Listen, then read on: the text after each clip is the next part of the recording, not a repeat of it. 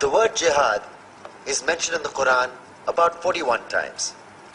The words mercy, peace, and compassion are mentioned about 355 times. Yes, come in. Come on in, Riaz. Sit down, please.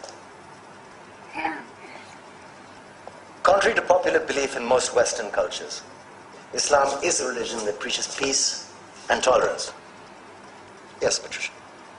If Islam truly is a religion that preaches peace, then how come the world's most troubled spots, the West Bank, Afghanistan, Pakistan, Iraq, they're all plagued with Islamic terrorism? Well, that depends on your definition of terrorism. Some might argue that the U.S. invasions of countries like Iraq and Afghanistan are also acts of terrorism. No, those were acts of war to get rid of despotic regimes. Or a means of getting at a country's oil.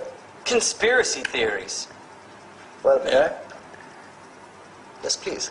Go ahead, Riaz. Mr. Khan is right. I mean, if we're talking about terrorists, the world's biggest terrorists are the white superpowers. Come on now. No, really, stop and think about it. Explain 9/11.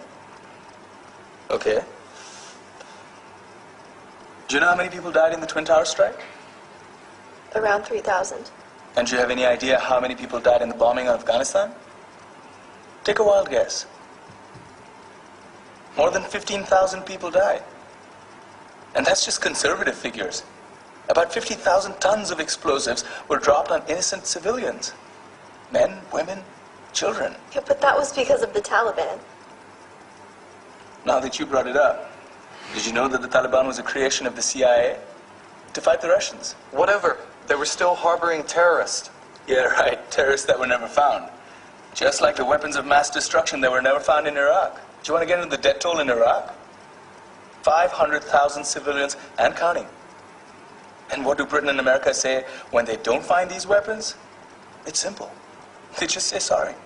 And still refuse to relinquish control of these countries. What are you trying to say? What I'm trying to say is that just because you're American, wear a fancy suit, and call yourself the president, doesn't make you any less of a terrorist.